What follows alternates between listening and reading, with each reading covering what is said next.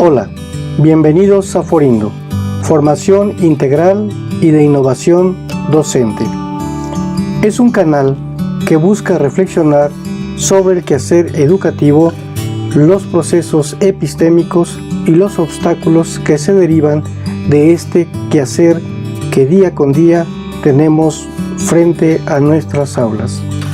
Es un honor para mí el estar en comunicación con ustedes, esperando que sea de su agrado y que de alguna forma nos permitamos establecer un diálogo donde podamos enriquecer cada día nuestro quehacer educativo, siempre en beneficio de nuestro país, de nuestra nación y de todos aquellos jóvenes y niños a los cuales para nosotros siempre va a ser la prioridad en todos los sentidos de la palabra.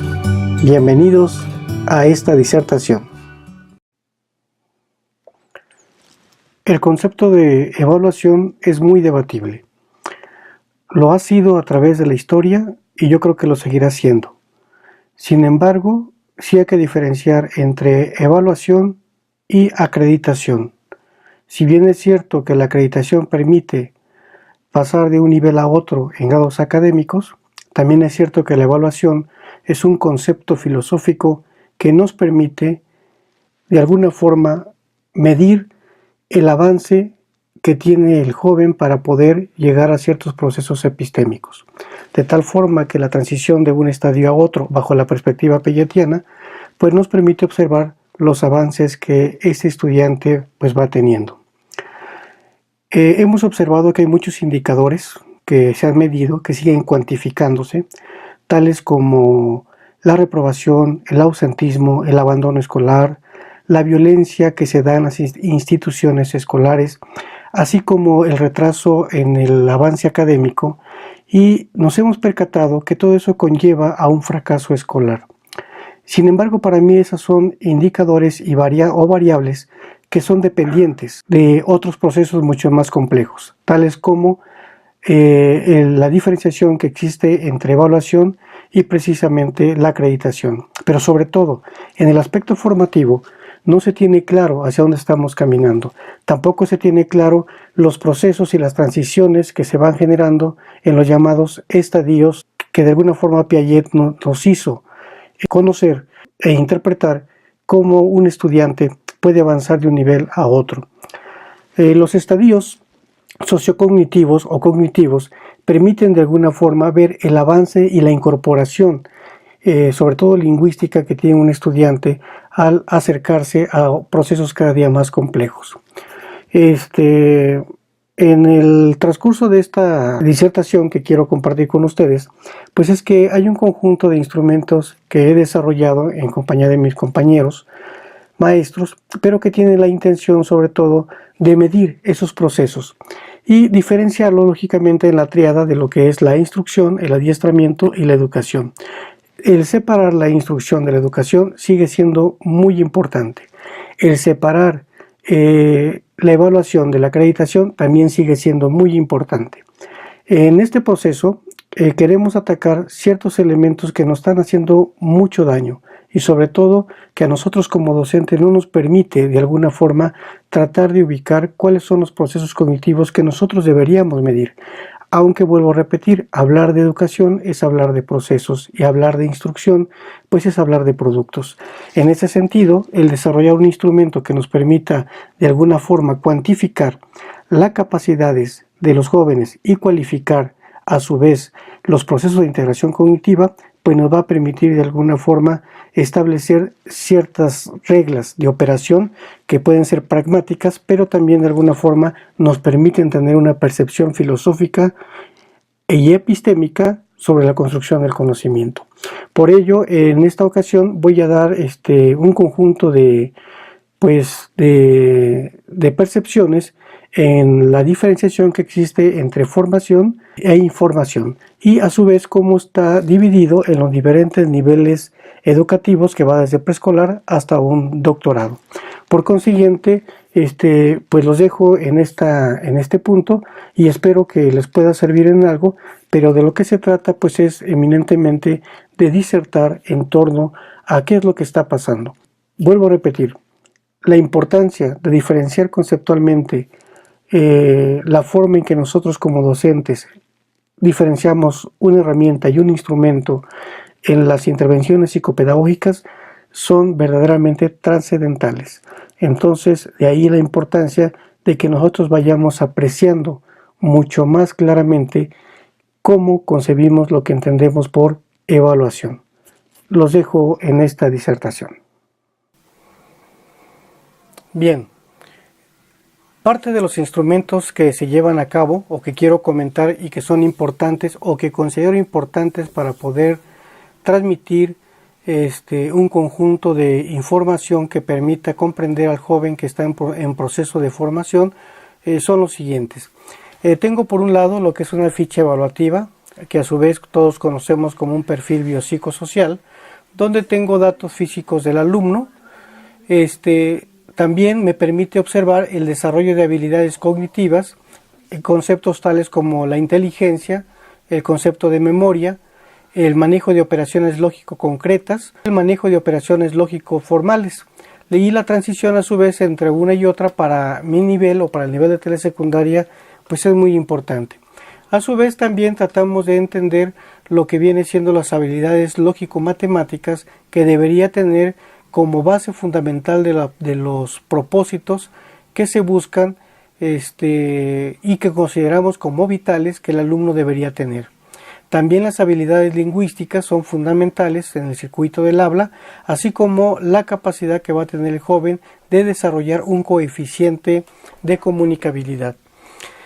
Otro de los puntos que también tratamos de rescatar es el desarrollo psicomotriz en cuanto a su coordinación física, desde la lateralidad hasta la retención. También otro de los puntos que es el desarrollo formativo conductual, que se asocia un poco a lo que es el perfil psicológico, con adjetivos básicos fundamentales, tan solo para determinar cuál es su capacidad de sociabilidad que él muestra y qué tanto va de alguna forma a afectar o no su desarrollo socioemocional y a su vez como consecuencia los procesos de aprendizaje. Otro de los puntos que es ya más abierto tiene que ver con la escritura sobre algunas deficiencias terminales académicas que pudieran presentar y tratar de dar ciertas conclusiones, así como observaciones personales que claro sé que son muy subjetivas, pero que de alguna forma permita tener una consideración psicopedagógica a fin de que el joven y el tutor o madre de familia pues también tengan esta información. Las capacidades y competencias adquiridas ordinales que tiene que ver con esos aspectos psicopedagógicos que de alguna forma permita observar cómo ingresó y cómo va a egresar este joven, de tal forma que también podamos describir cuáles son sus avances y si es posible ver si hubo una transición de las llamadas operaciones concretas a las llamadas operaciones formales. También tenemos las consideraciones generales sobre la integración valoral y los procesos de vida que en muchas de las ocasiones se presentan como antisociales o lo que es su concepto de la rebeldía. Ahora bien, esta ficha evaluativa de alguna forma no es una visión total, pero sí nos permite tener una visión sobre qué tipo de sujeto social estamos tratando y bajo esa perspectiva pues también determinar qué condiciones son las que nosotros vamos a establecer como estrategias para que podamos hacer intervenciones psicopedagógicas ya de manera más sistemática. Bien, la clasificación que hace la teoría piagetiana y que está asociado al sistema de escolaridad mexicano, indudablemente es muy importante. Quiero considerarlos porque de aquí vamos a desarrollar lo que es el concepto de evaluación, que también quiero que tengamos presente. Vamos a hacer un pequeño recordatorio. Los estadios de desarrollo cognitivo en el niño que clasifica Piaget, pues va del sensorio motor al operacional formal, con sus respectivas transiciones. El sensorio motor va de los 0 a los 2 años. Normalmente en el sistema de escolaridad mexicano está asociado a un hogar o centros de cuidado, donde el niño empieza a tener cierta adquisición del control motor y el conocimiento de los objetos físicos que le rodean. En la transición a la preoperacional, que va de los 2 años a los 7 aproximadamente, se supone que este joven adquiere habilidades verbales y empieza a elaborar símbolos de los objetos que ya puede nombrar, pero en su razonamiento se ignora el rigor de las operaciones lógicas. Allí es cuando ya está en el preescolar. En la operacional concreta, que es de los 7 a los 12 años, se supone que están en la primaria, y allí se supone también que los jóvenes o los niños pues deben ser capaces de manejar conceptos un poco abstractos como los números, establecer relaciones. Tiene este estadio la capacidad de insertar un pensamiento lógico y el niño va a tener cierta eficacia, cierta pragmaticidad en las operaciones que va a realizar, de tal forma que puede manejar ciertos objetos, puede realizar ciertos procesos lógicos, ciertos procesos de coordinación, de relación, y de alguna forma está preparándose para otro proceso todavía superior. El que sigue es el operacional formal, que va de los 12 a los 15 años y que indudablemente tiene que ver con la secundaria, que en este caso en México pues tenemos 3 vertientes o 4 vertientes. La vertiente de telesecundaria, que es donde yo estoy trabajando, las técnicas, las secundarias diurnas y la de trabajadores. En este estadio se opera lógica y sistemáticamente ya con símbolos eminentemente abstractos. Es decir, se ve un objeto, pero este objeto que nosotros estamos observando es de manera concreta. Nosotros lo podemos trabajar y podemos crear ciertas propiedades, pero cuando ya hablamos del operacional formal, este objeto tiende a desaparecer. Definitivamente aquí es cuando nosotros entramos en una contradicción porque el joven no está en ese proceso de operación formal. De acuerdo a esta clasificación, también en los niveles del entendimiento humano que tenemos aquí, hay un proceso que es que va del pensamiento simple al pensamiento complejo y que va de lo inferior a lo superior y de lo sencillo a lo complejo. La primera percepción que el sujeto social tiene es la de la representación. Está determinada por cierta relación con objetos o con imágenes. Es una relación objetal y también es una relación socioemocional. Los seres humanos se relacionan y empiezan a tener una representación de lo que están viviendo. Posteriormente, una vez que el sujeto social tiene una representación, pasa a una idea. Una vez que tiene esta idea sobre algún objeto en específico, tiende a manifestar ciertas nociones sobre esta relación. Cuando llega él a conceptualizarlo, cuando él llega a tener cierta subjetividad, cierta percepción ya de manera más personal, entonces es cuando el joven empieza a adquirir cierta conceptualización. El concepto es algo muy subjetivo, es algo muy personal. Cada uno lo va estableciendo y puedes incluso determinar ciertas variantes donde te permites definir las cosas. Pero cuando llegas a pasar del concepto a la categoría es cuando ya estás en una conceptualización mucho más compleja. Tienes la capacidad de categorizar ciertos procesos de conocimiento y allí es cuando empezamos a crear un pensamiento eminentemente científico. Lógicamente, cuando pasamos de la categoría a la teoría o ley, entonces es cuando nosotros ya somos capaces eminentemente de crear ciencia. Y para ello pues tiene que ver con ciertos niveles académicos. En base a esta clasificación me he permitido a su vez tener otro instrumento que tiene que ver con la evaluación de un aprendizaje. Pero esta evaluación del aprendizaje está directamente relacionado con los niveles escolares. Miren ustedes, si nosotros establecemos, al menos aquí en México, 2, 4, 6, 7 niveles escolares, que va desde un preescolar hasta un doctorado, pasando lógicamente por la primaria, la secundaria, la preparatoria, la licenciatura y una maestría, tenemos dos aspectos que se van conformando en el transcurso de la integración del conocimiento en un sujeto social o de sus capacidades. En un primer momento tenemos la parte formativa. La parte formativa es la construcción de hábitos, es la construcción de ciertos procesos que requieren forzosamente el desarrollo de habilidades cognitivas y destrezas psicomotrices. Ambas conforman lo que es la formación del sujeto social.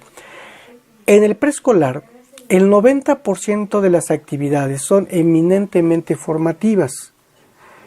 y el 10% son de carácter informativo, es decir, el sujeto social empieza a recibir información, pero esa información que recibe es un solo 10%. Así es como se debería evaluar. En un preescolar, el 90% tiene que ser de carácter formativo y el 10% es de carácter informativo. Cuando ellos pasan a la primaria, va descendiendo la parte formativa y la parte informativa se va incrementando. De tal forma que en la primaria el 80% es de carácter formativo, necesitas acompañarlos forzosamente en la construcción de una buena lectura, en lo que viene siendo una buena escritura, el cuidado de los cuadernos, de su butaca o su pupitre, de su propia higiene personal, de su propia presentación, si se peina, no se peina, si trae su uniforme, no trae su uniforme. Todo eso son procesos eminentemente formativos, así como acompañarlo para que haga ciertas tareas, empiece a hacer ciertas investigaciones, se empiece a acercar a los procesos de construcción de conocimiento. Todo ese 80% es de carácter formativo y el 20% es eminentemente informativo. Es cuando se evalúa de alguna forma al joven para ver si puede acreditar o no, pero solamente en un 20%. ¿A qué nos va a llevar esto? Pues que la parte formativa, casi con el 80% de carácter formativo, el joven puede aprobar un grado escolar, puede acreditarlo, ya que un 20% es ínfimamente mucho más pequeño, es proporcionalmente muy pequeño y lo único que nos hace referencia es que el 20% tendría que ver con un carácter cuantitativo del conocimiento, es decir, qué tanto sabe y qué tanto no sabe. Cuando pasan a secundaria, en la transición de las operaciones concretas a las formales, pues tenemos que el 60% es de carácter formativo y 40% de carácter informativo. Cuando pasan a la preparatoria, como que hay un equilibrio entre el 50 y el 50%, es decir, 50% para formar ese carácter, para formar hábitos de estudio y 50% para hacer investigaciones, para crear ciertos procesos epistémicos en el sujeto social. Cuando pasan a la licenciatura, va inversamente decreciendo, de tal forma que el 40% es formativo y el 60% es de carácter informativo. Cuando llegan a la maestría, el 20% es formativo y el 80% es de carácter informativo. Y cuando llegan a un doctorado, eminentemente el 10% es ínfimamente muy pequeño con respecto al 90% que ellos ya tienen de información. Es decir, el doctorado es un sujeto social que ya está listo para poder devolver a la sociedad lo que ha invertido en procesos de construcción de conocimiento. El doctor tiene que trabajar más la parte informativa, los procesos de construcción epistémica y de pensamiento complejo. En los niveles de conocimiento humano, que nosotros estábamos hace rato considerando, estamos hablando de que pasaría a un proceso de categorización y, si es posible, a una teoría o ley. Aquí es donde ya está el doctor, porque tiene que tener la capacidad de crear ciertos procesos epistémicos que vayan más allá de lo que es eminentemente lo evidente. Ahora bien, en base a esta clasificación que estoy proponiendo, de alguna forma nosotros tenemos una escala evaluativa de tal forma que lo formativo forman un 60%, lo informativo un 40%, que es esta parte que está aquí, y en la evaluación cuantificable es el 100%. En el 20%, ¿qué es lo que nosotros procuramos calificar o evaluar? Pues que cumpla con el cuidado de su aula, sus butacas, sus libros, su biblioteca escolar, sus cuadernos de apuntes, su uniforme, su material didáctico y todo aquello que tiene inmediatamente en su propio practicidad. Es decir, todo aquel instrumento, inclusive aquella herramienta que le permita de alguna forma trabajar. Con esa escala, prácticamente el joven tiene 2 puntos. Cuando pasamos a la escala estimativa o nivel de acercamiento cognitivo, aquí los jóvenes pues se evalúa el 40% en investigaciones documentales de campo, exposiciones, resolución de problemas, participación, colaboración y cooperación con grupos de aprendizaje, organización y consolidación de roles de liderazgo, organización y participación en rallies, etcétera, etcétera, etcétera. Es decir, el 40% tiene que ver para la conformación de un proceso de investigación y de conformación de ciertos procesos epistémicos. Pero, que de alguna forma tiene que ver en esa construcción de hábitos. Todavía lo tenemos que ir acompañando. Si ustedes se dan cuenta, entre el 40 y el 20, pues nos da un 60%, que es eminentemente la parte formativa. Estamos hablando de que un joven que cumple con este 60%, pues prácticamente ya aprobó. Dándole el 40% a la parte informativa, pues es donde él verdaderamente tiene que demostrar que puede hacer cierta resolución de problemas a través de un examen oral o a través de un examen escrito con diferentes tipos de reactivos. En este momento, el joven tiene que demostrar que en efecto asimiló y está en el proceso de consolidación de un conocimiento, pues que va a ser demostrable. Y al final, pues ¿qué nos da? Nos da un 100%, que viene siendo la calificación probatoria o no probatoria, dependiendo qué es lo que saque conforme a estos indicadores, de tal forma que sea capaz de poder cursar a un siguiente nivel educativo. Esto es muy importante porque a nosotros nos permite consolidar ciertos procesos que de otra forma pues sería un poquito mucho más complejo. Estos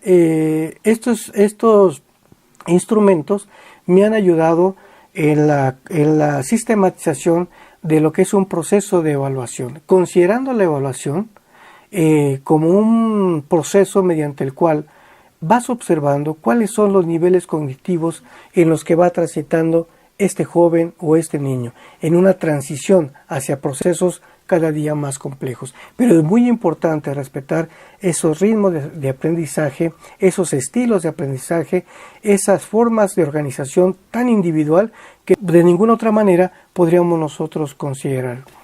Y bien, otro de los elementos que nosotros tenemos, pues es un carnet de evaluación, que al final es donde se ve reflejado sus calificaciones. Por ejemplo, si estamos hablando de español, pues está su parte formativa, lo que considera como parte informativa, y su evaluación, que es cuantificable, dando una calificación total. Aunado a este instrumento, también tenemos otro que hace referencia a un coeficiente de índice y de comprensión lectora. Y aunado a esto, pues también insertamos las tablas de multiplicación. Este instrumento también nos ha ayudado mucho, ya que nosotros, por ejemplo, medimos las lecturas de la siguiente forma, más bien, una lectura dinámica, donde tiene que ver las palabras por minuto, pero en voz alta, sin hacer uso completo, o mejor dicho, haciendo uso completo del aparato fonador. Y por otro lado tenemos una lectura completamente en silencio, donde por minuto también se van cuantificando. La suma de los dos nos da un promedio de lectura. Esta media aritmética de alguna forma nos determina una objetividad con respecto a cuántas palabras verdaderamente tiene el alumno, considerando en palabras por minuto. Una vez que tenemos este promedio final, esta media aritmética, también tenemos otra muestra que hacemos de 30 palabras propias de la jerga del área disciplinaria.